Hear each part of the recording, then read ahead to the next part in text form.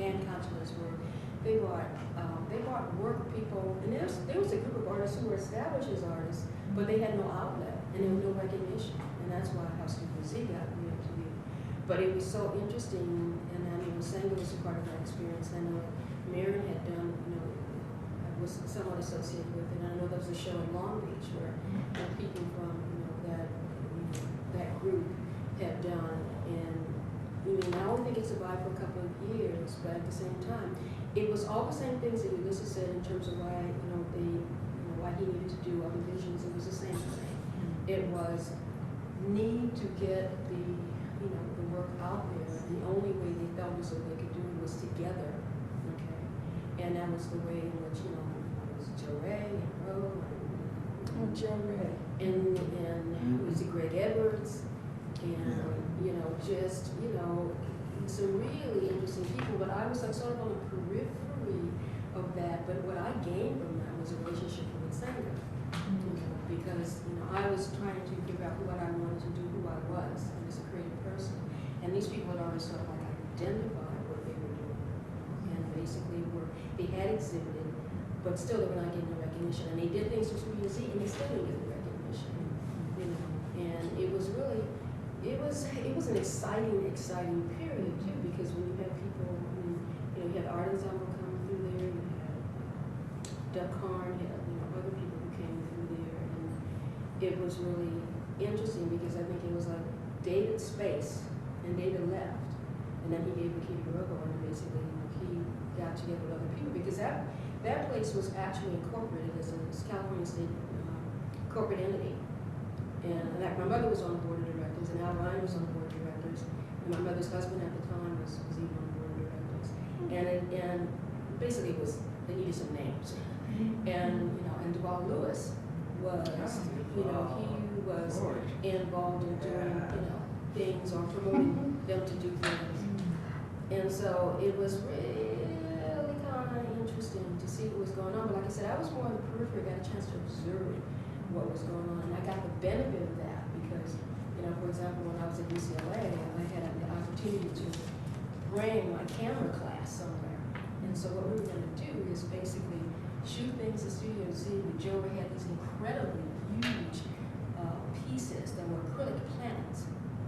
And those acrylic planets, I don't know how he did them, how he fabricated them, but they were huge and they were like, planets. And he had basically had them colored, the way, you see these NASA photographs of the different planets. And I shot a sequence there with Sharon Larkin. And it was really, really great. So that kind of like provided somewhat of an outlet for me in a very limited way, but at the same time, what I gained from that was the experience of seeing other African American artists who were doing their work, and I felt like I could have my voice. I could have my voice, and even I can remember even there was a thing with Cheryl, with your studio, and Cheryl Banks was a dancer. Right. And Roberto Right. So there was like a lot of collaboration going on, and sometimes in a very casual way, but sometimes in a very organized way. And those, for example, with that collaboration with Cheryl and at your studio with Roberto, that was magnificent. Right. Well, that was really one of some of the high points at Othervisions. When was that, Ulysses? Because I think that was around '83.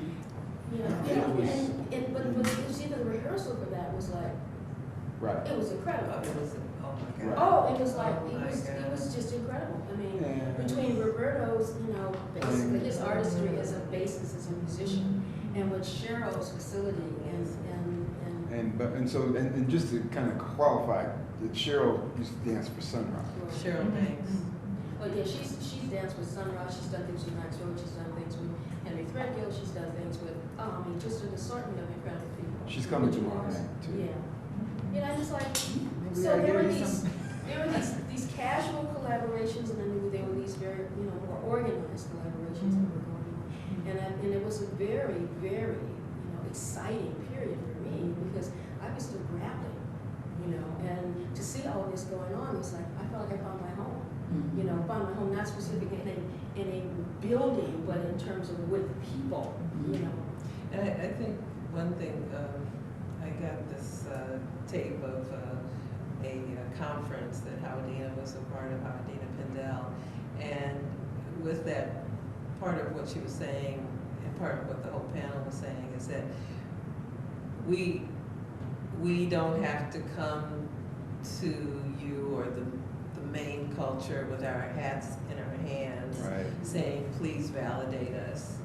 We were validating ourselves. And when you know, go with your hat in your hand, then whoever you're going to has the upper hand still. Right. Because you're coming to them in that posture. So we were creating, I guess you might say, our own infrastructure, our own validation, knowing that what we were doing was important to us. Well, a lot of this, now I'm going to say two things here you may or may not agree with, but see, I was talking to somebody the other day, and it was about, you know, the conversation kind of came around to like, who are you? Who are these people? You know, because for some people we're unknown entities, and so I tried to give them this idea that, you know, whether you realize it or not, even though you may know of, say, David Hammond and maybe some other people from this particular era, I know one thing. When I met the men who were hanging in Studio Z, I was a lot younger than those guys, and so I was always being challenged. Like, you're the young pup, you're sticking his head in the door, right? And those cats would challenge me with some really intense stuff from the hood, aesthetic stuff about what am I making. I mean, and then I think it wasn't Joe Ray, but it was one of the names you guys mentioned. But I was being asked, okay, now you're gonna go out and do some legal shit with us tonight. And I was like, wait a minute, man, I just came to do the art, you know? So what? Illegal? Illegal, you know?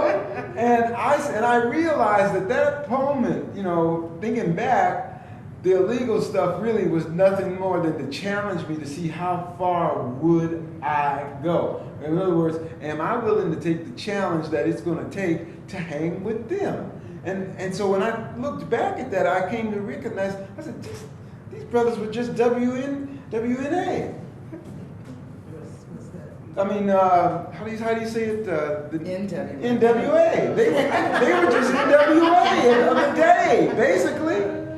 You know? And go ahead. Well, it's just funny because we've been talking about feminism and all this kind of stuff, and Ulysses is the only male in here in this conversation. And so it's interesting to see the dynamics that went on with the male thing, which is totally different. Right. Yeah. It was totally different because, believe me, I, you know, coming from the background that I had already come from, I mean, you know, to a certain degree, see, with my career starting in Venice on the beach, I had to import myself back into the hood. And so coming back into the hood, as I don't think if we did even mention my introduction to David Hammond, where he shows up in my apartment saying, I heard about you. And I'm trying to figure out, how'd you get in my house in the first place? And sitting in my house with the woman that I at the time was going with, and I'm thinking, like, what's this brother doing in my house? But, you know, you start to, you know, I think that the idea, see, I think that the whole idea of the art world, because we've been talking about this whole thing, to a certain degree, why we weren't necessarily being shown with certain other people, because we chose to, you know, look at our musical influences. They were all the musicians, for the most part, who were considered the underground, if you will, if not the avant-garde in the jazz world. And those circles we almost took on those kind of characters in the art, for the art world, in terms of a visual arts character. And so in that sense, you also didn't get, quote unquote, recognized by the establishment, which is something we haven't talked about at all, but the black art established institutions. Why are we here today? Well, they didn't kind of think that our work should be shown because, you know, they certainly didn't want to show a black man nude. And, you know, that was sort of, you know, where I was coming from. And this is where I should mention on camera that we were always trying to get Ulysses to put some clothes. Except I dug around and found these notes from really, it doesn't quite fit into the time frame. It's like 1991. Okay. But it was when I moved to East Hampton, and I called you and had several conversations about you being the running man in my concept. Yeah, right. And actually, Ulysses, you did say at that time, okay, I could be the running man, but maybe we can have a little loincloth or something. Chill out. By 1991. he was up to his loincloth ideas then. Can I go back to Studio Z for a minute, because I just want to get a time frame on it, when it was happening, and maybe Senga, you can talk about it, Maren, a little bit, and who was in it.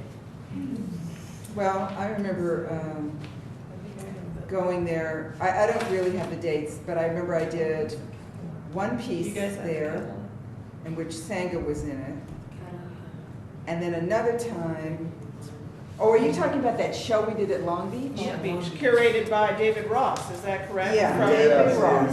Yeah. Oh, now, for example, we're all in that show. And David Ross is the, in quotes, director, curator. And look what happened to him. Yeah, look what did that. And look at us. So, what are you saying? He never took, like, he knew you guys back in the day, 1977, when that show is, I guess, 76, 77, and 78, somewhere around there. And so you're saying that he goes on to the Whitney, he goes on to San Francisco, Right. never shows you guys? Is that your point? No, until finally, when they had the Philip Morris space in the early 90s, then I got a show there because Thelma was the curator, I think. But, and because somebody had told him he better do that, or something. He better do something with, the mission, Thelma's mission was to do exactly what she did. Yeah. But who were some of the other people? You mentioned David Hammonds, Franklin Parker. Rojo, but Joe Ray. Ron Davis. Ron Davis, yeah. And That guy Duvall, wasn't he around there? Yeah, Duvall. Duvall. Franklin Parker, Frank Parker. Yeah, Yeah, what she she said. just said Oh. Yeah. There are other people too. I mean, I know Kamal did something too there too. Yeah. Kamal's a poet, but Did- he is a poet. Come out, Dawood. Was part of Studio Z too. Yeah, I mean, there was, because there were like things that were going on that were not, people came in and did things. I mean, like I think Jan Lyle tried to work on publicity. I think Darlene Pearson tried to work on some things in terms of publicity. And I think she brought in Doug Karn, but in terms of performance. So there were people who, came in and tried to, to help move it along. I know the way that they paid their rent was basically by way of some kind of rent parties, by way of some kind of events, dances they rented out to people who wanted to basically do something else. But So- there were, and then also KPFK was broadcasting some things from performances from there, some musical performances. So Senga and I went over there one time, or more than one time, and did like exercise classes. Oh, yeah. And then we had that performance on Easter Sunday, I've forgotten the year. And there was some other stuff too that I brought, like for instance, when we did performances, they would be sponsored by someone, and this one called Segways, this was Houston Conwell, Maren, myself, Parker, and Yolanda. Yolanda Vidita? Look, Yolanda? Oh, I know. Vidita. Is that her name? Mhm. Vidaldo, but anyway, and Roberto, I think, Oh, was part of that too. I don't even remember this. What is this? Remember we did this? The one with Yolanda and she had like feathers on or something? Well, that was something different, I think. But yeah, and you were paired, Houston and yourself and Parker and Yolanda, or vice versa. And Houston and Parker placed things upon you, Oh, okay. and then you would then interact with whatever Right. form they had put on you. Do you remember that? Mhm. Okay. Were there Venetian blinds involved? Well, there was a ladder, you went up a ladder, and, well, anyway. So, it was sponsored by Los Angeles Printmaking Society, and I believe Houston was responsible for pulling them in. But we would do these performances either before an actual exhibit or in relationship to, you know, some of these sponsored sponsors.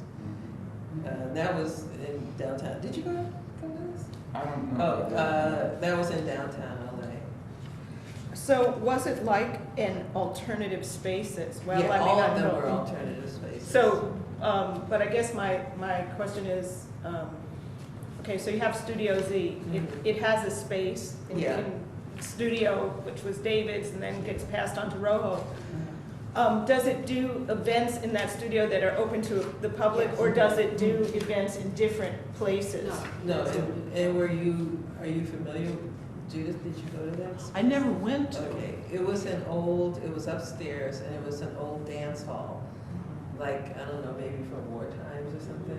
And it had a stage. And a Kitchen, and, you know, some other rooms, but it was a very, very, very large place, very large place. David must have cried when he moved to New York. Well, no, I don't think so, he was happy. Yeah, right. He was ready to It's go. ready to go. But, but he never found another space like that until Yeah, recently, I right? know, yeah. Yeah. So it was basically inviting people into performances in the space. Right. And then what about performances that are outside, that I've seen documentation of with Bruce Talman, or heard you talking, or heard you or wrote down you talking about it? Well, with Bruce, I think he was kind of connected with David, and I had a space that was just down the street from Barbara. It was on LaSalle. It was a studio space on LaSalle, just off of Adams, remember? And again, that was a switch up, because at that point I had a space and David was in New York, so he stayed in my space when he was coming to LA. And But What was I that? guess Outdoor performance. my question was, were there performances that were just casual, Oh, yeah, so- spontaneous so- outside that okay, were also yeah, part of so- Studio Z? yes. Not only in the building, Yeah. but outside on the street. so what happened then was, during that time, he would go down Adams and he would just sit on this, you might have seen this photograph, him sitting on a bus stop with a staff.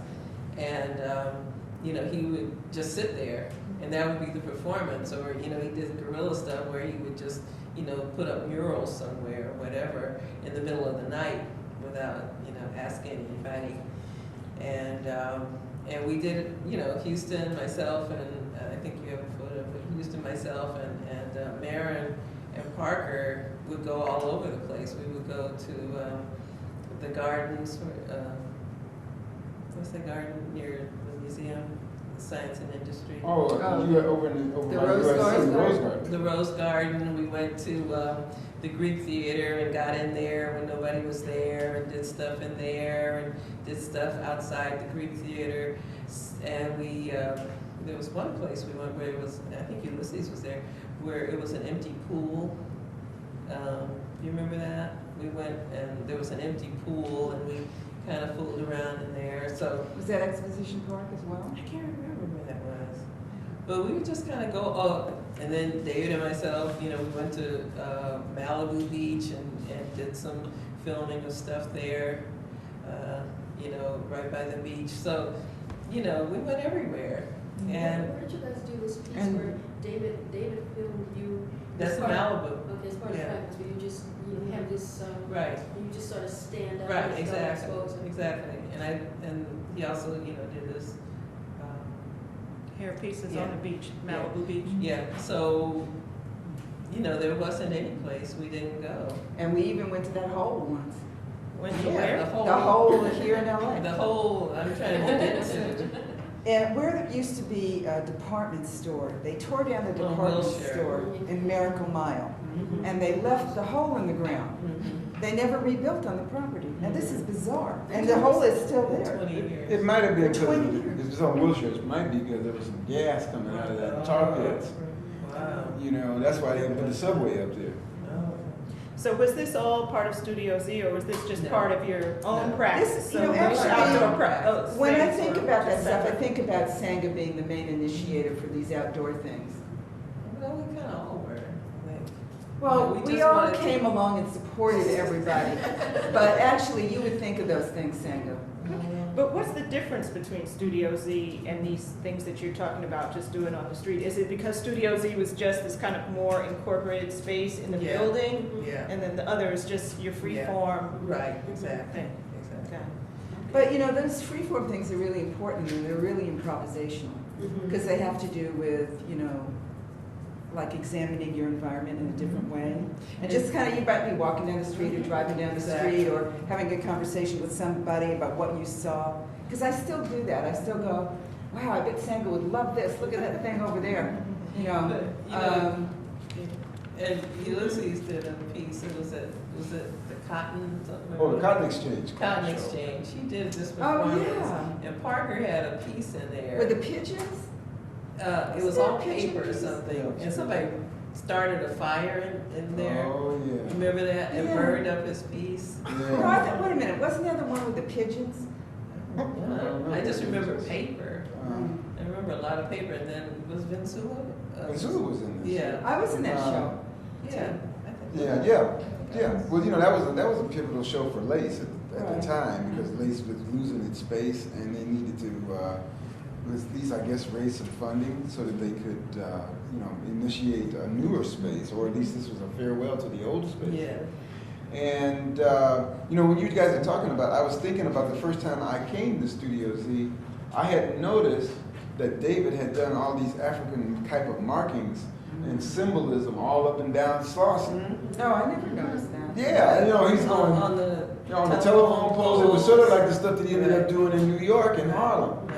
And I said, man, I didn't notice this before. He says, man, you better watch out. You're in my place.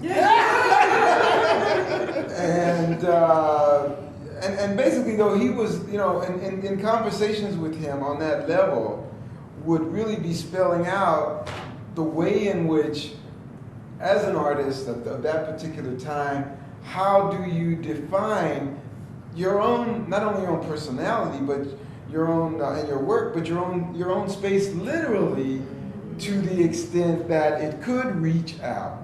And you know, and a lot of that has to do, I think, with, for me, it did eventually, because of the neglect from, more than anything else, the black institutions.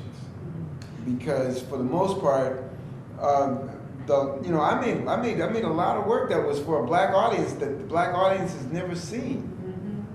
And that's always been hard, because for the most part, they have this sort of ideal, and sort of traditional ideal, I tend to think. And I don't want to insult any of some of the artists that we could have mentioned in this conversation who are part of that, but I do know that those traditional institutions, and I'll be more frank, the Please. California Okay.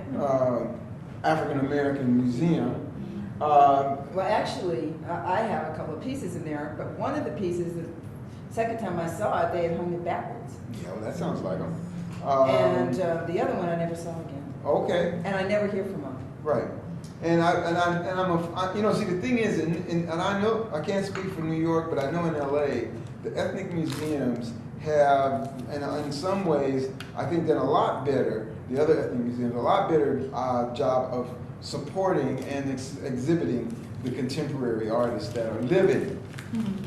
You know, Well, we that should be. museum has a real multi-purpose. It's a multi-catch-all. You know, Right. let's have a few athletes over, Oh. let's have some this kind, that kind, and, you Well, know, I mean, I'm always- It's always had a It's a- historical and cultural Yeah. But mission. it's also a municipal center. I mean, that's the thing about LA, which is different from the East Coast. Right. There are fewer places. They start out later. The bigger ones are municipal. That's a municipal site. So you're talking about government money. Even Watts Towers, government money. You know, I mean, even though something like Studio Museum gets a lot of government money, They're essentially They're- private institutions. they're a private institution. Right. You know, so I think that's part of the difference. Okay, you know? then let me ask you this. Now, I was just in a show there called Black In and Out of the Box. And At the CAAM? yes. Yeah. And they have us, they give us the show with no opening. Yeah. But that's money. It's California. It's money. It's municipal. Right. To play the devil's advocate, to be a person who supports Black institutions, because that's how I got my training as a curator. No, I understand. Without a Black institution, my first job was at Studio Museum in Harlem, even before I graduated from college. Mm-hmm. And, and alternative spaces that let me have a voice as a curator, that let me curate. Now what people do is they work for these private galleries who give them that. But I think part of it is the money. The money, and there are just fewer of them. I understand the money, believe me, because the money doesn't have to be funny just because you're talking about a museum. But at the same point, I felt, coerced artists to be a part of this no opening kind of equation by offering us as an alternative a gathering of the artist. In other words, we're going to have a reception for the artist. And I said, well, if you're going to have a reception for the artist, sushi. Oh, just they're going to give you a dinner. Yeah, they're going to, well, anyway, a reception for the artist. I said, well, why don't you take that same money and just say, we're going to have an opening and invite the public. I mean, we could meet each other at an opening. If it's just for us to have some opportunity to meet each other, or that you want to thank us for a show. But I mean, I always have my issues with institutions, so But it might have been cheaper to have dinner than to have an opening. Well, when you got it would have been Mr. publicity Banks and was covering it, stamps so. Is he still here? Yeah. Collecting? Right. So you're talking about that man's been supporting this field for 40 years. Right. I mean, that's a tough, thing. I mean, I think it really comes down to money, people. Well, I guess I'm just Support. haranguing on it because it's the first time I ever showed Did it he in ever that place. buy, and did it's he been ever buy open. any of your work? Are you kidding? Well, me neither.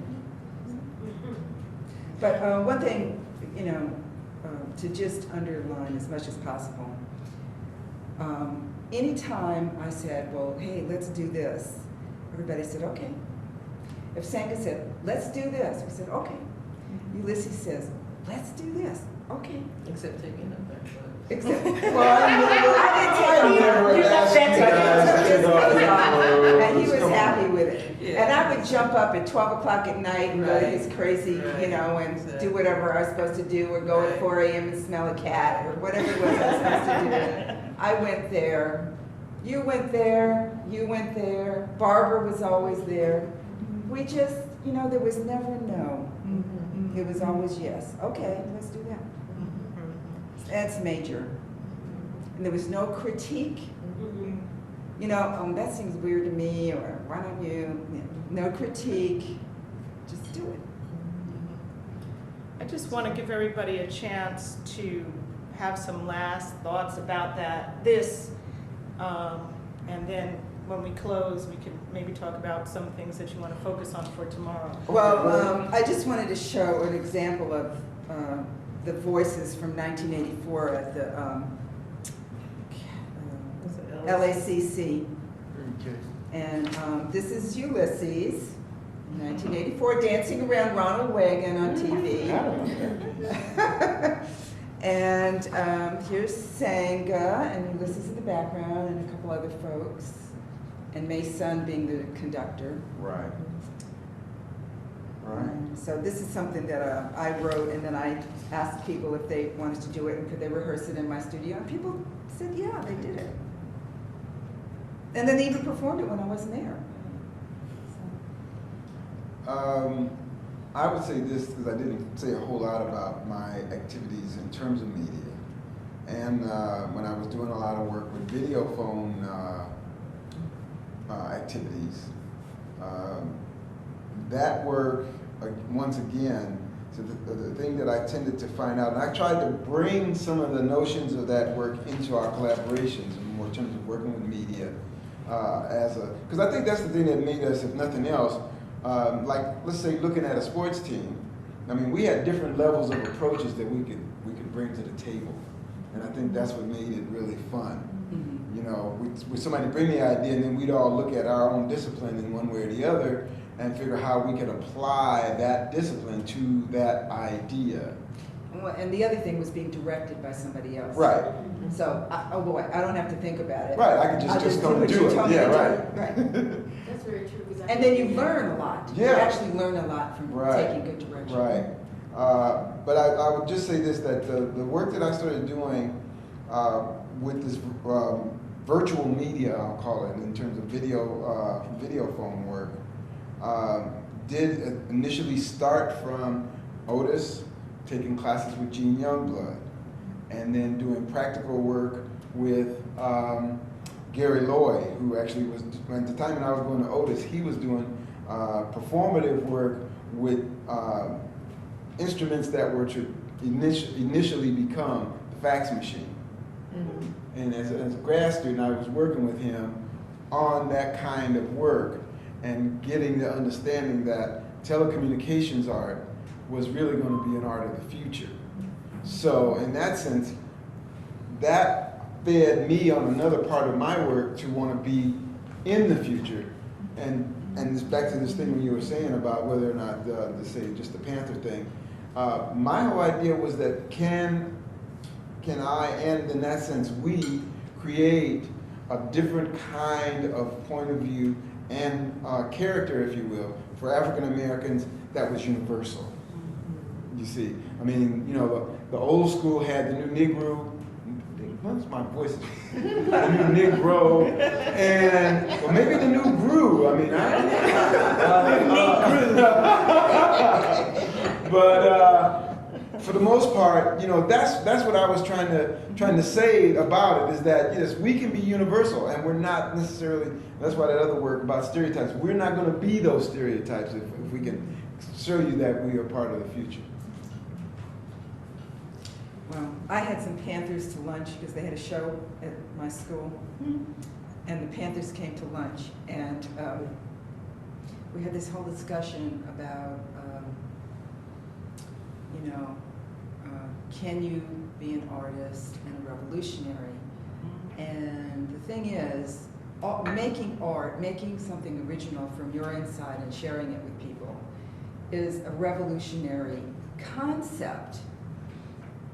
But one of the Panthers pointed out that to be a revolutionary, to be an activist, you have to do something. You really have to do something. And something has to be, your goal has to be to change something.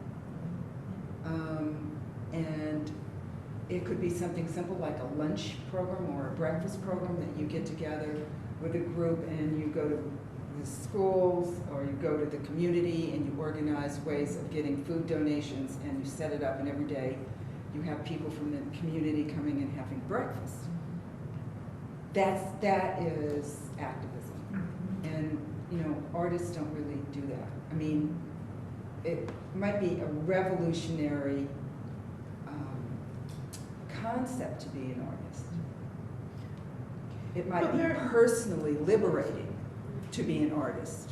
It might be about liberation, but it's not doing something. I don't know, it just depends. Depends on, you know.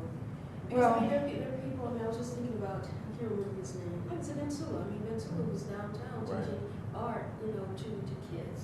You know, so he was, it just depends on, you know. Well, okay, but if he defined that as his art, then I would say yes.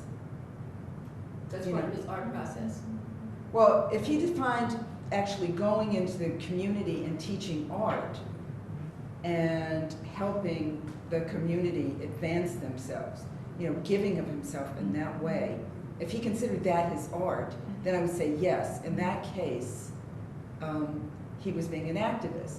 But the kind of thing that we were actually doing wasn't being activists in that way. It was something else. I'm really glad to hear you say that on the one hand, because it picks up on something that I feel very strongly about in terms of claims that are made, not just about African Americans' art, but any art that has some political character, that it seems to me are overstatements. Mm-hmm. I saw the the Black Panther illustrator, The show is Emory Emory Douglas, Yeah. right? And I was reading some of the literature around that. I was like, no. The Panthers did this, but those illustrations, which are quite remarkable as illustrations, they did not make those social changes. Right. But at the same time, when I'm hearing you Well, say they what you're- advertised them. yeah. Mhm. When I'm hearing you say, the devil's advocate in me wants to think, yes, artists are not activists, but art and what you guys do can change consciousness. You know, you're not maybe changing you're not changing material conditions, Right. Right. but you can change consciousness. Exactly. But what consciousness that we changed Mhm. was our own. Because, And you're also okay, well, saying- who was seeing it? Who was But seeing Maren, it? I think, Who came but- to the two-person performance? yeah, but, You and her. but look, Maren, look where you're sitting now. Look at all the people you've come after. I mean, who've come after you. I mean, it might not have changed it in a split second. It's not changing at that moment. But I think, look at us now. Look at a whole field has been built up around African American artists. And even the type of work you do, forget about even African American, but the type of work you do that is ephemeral, that does not have to speak about ethnicity in a certain way. I mean, there's been a whole, I think, sea change in the way people work. My point or position is that African American artists have wildly changed. You guys have wildly changed what the field looks like up to this Okay. point. So I don't want you to say that nothing happened, nobody ever saw us, nothing ever changed, because in fact it has. Well, You know? somebody has seen us because we're here, but I'm not exactly sure who those people But are. that's okay. Yeah, well, and But- getting back but to it what just- you're saying is, you're talking about the art world. And the Panthers were talking about the world. Yes. We were talking about, their neighbors were getting stopped by the police at gunpoint just because they were walking down the street or driving down the street or minding their own business. And they developed a whole activity around protecting themselves and advancing, health, education, et cetera, within the community. I mean, it was a vast social sweeping idea that was absolutely necessary. It spoke to many people. Many people understood that idea. Can you tell us where this conversation was and what year? That conversation that I Yes, just you said had, the Panthers came to my lunch, school. like a month ago. Oh, okay. November Oh, 8th. November 2 8th months at ago. Micah and At talked Micah. about this. And these Yes. were people who were active in the 70s Right. in California or in Baltimore. Everywhere. There were people from Oakland area, Chicago area, Baltimore area, Who were these people? Can you name Washington DC area. They were like the ministers of information from those various cities and their assistants. And one woman, it was absolutely poignant to me. She described that as a child she had thought about being a nun. And then she went and she joined the Panthers, and her mother she had finished school, and her mother had just set her up in an apartment. She said, my mother gave me some dishes and things like that. And she said, then I decided to join the Panthers, and I gave all of that to the Panther Party. Well, she was exactly being a nun. Mhm. I mean, it was just so touching. And there are many stories like that. There are people who said, that's it, this is important for myself, for my community, and I'm doing this. I never did that in art. I never made those kind of commitments. But you made another commitment. Yeah. Yes, But I made it's another not- commitment. It's not valid, right. Well, I'm not saying that it's not valid. I'm just saying that the kind of things that we do as artists is not the kinds of things that revolutionaries, political revolutionaries, in the sense that we, think about them. We're not doing a Stokely Carmichael. We're not doing, a Dr. King. We're just not doing that stuff. Yeah, but think of all those people. They need words. They need images. Part of what galvanizes people at that moment is the images on television of people getting hit by hoses. You need media. Right, and then You need things like that. And You need political theater. Or else it's just a dry thing. People have to be inspired to do that. I mean, I don't think that art is on the outside. I mean, you just. I just have to say this really quickly, and then I'll leave it alone. But you know, a lot of it's during this same period that we're discussing. The work that I was actually doing was working with government programs that went out to give these young people an opportunity. Because you know, I worked in the probation department before I really got going in all of this, and so I saw the need to give students or young people an inspiration. So I created a video program that was out in the community that I've got actually a few kids into UCLA, just learning how to make video, but turning their heads around about who they were, because I use video as a self-realization tool. Well, I think that's really important, and I think that does function as an activist activity. That's what I'm saying. I mean, I did a lot of those kinds of things, and of course then I did those same kind of things when I worked for the California Arts Council. I started a video program out at Self-Help. I started a video program at William Grant Steel. I did the same thing when I moved up to Northern California. And so I tend to think that it just depends, obviously, on how you actually, that's why I said I could relate to the 10-point program, because I tried to use it in some form to actualize, to make a difference in some people's lives as an artist. But the other thing here that's big, it seems to me, that you said earlier, but it seems to me we have to come back to now, is the importance of representation. That all of you in different ways were in engaging with the existing paradigms about yourselves as Black women, as Black people, as artists. And a big part of your activity was revising those paradigms. Well, that's one reason why I had to, after years, after a couple of decades, to go and deal with, re-editing my film on Where Staff's Got. Because, I mean, what he had to offer, the community was just phenomenal. I mean, he died in 99. I started the film in 80. I finished, the last film was 91. And it's like, it goes through all the stages of his life, basically, that people really need to know about. I mean, it's like, that was a group of people that came through him. I mean, I saw a book, and this book had a list of all the names of people who had come through him as a musician. There were over 200 people. You know, and basically, it's like, he was very happy to basically let himself be open, because he was interested in sharing, what he was trying to do with other people. And I thought that was really very important for people to know about, as a community artist and as an activist and as a mentor to generations of musicians, what it meant to do that, what he had to give up, the sacrifices he had to make.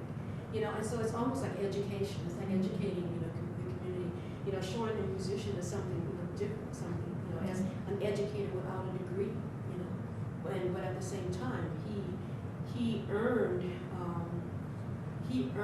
his, uncertificated degree by way of all the people who he learned from, and all the people who he emulated, and the experiences he had in terms of, trying to change the image of the musician, and the Black artist, and also how to, formulate an institution where people could come and work. They could write music, they could play, they could, inspire each other. And, and also he was affected by everything that was going on, with, politically. Yeah, and so that's, to me, that was one of the things that I had to go back and do, because it's about education, also a part of history. A part of history that maybe a lot of people don't know, but people really need, to understand, and at the same time put it forth in a way that honors him, basically, deals with my sense of aesthetics, but at the same time, it is, give a community and the world something about this fantabulous man who is gone from us, but who, as far as I'm concerned, should never be forgotten. Senga, could we have some last words from you, and then we'll close it out? I don't have any last words. Basically, I think we've all been involved with arts education, which is kind of what you were talking about. For instance, like at Watchtowers Art Center, and even where I am now, getting young people to know that they have another self besides what is told to them that they are. So I have nothing say it. Okay, well then we're finished for today. Thank you. Thank you. Yay! And I have to say, But before you go, I'm just going now to that the dress you. cameras are, oh, okay, sorry. Thank you, Go ahead. camera people. Yeah. Thank I'll be right back. Okay, because I just want to ask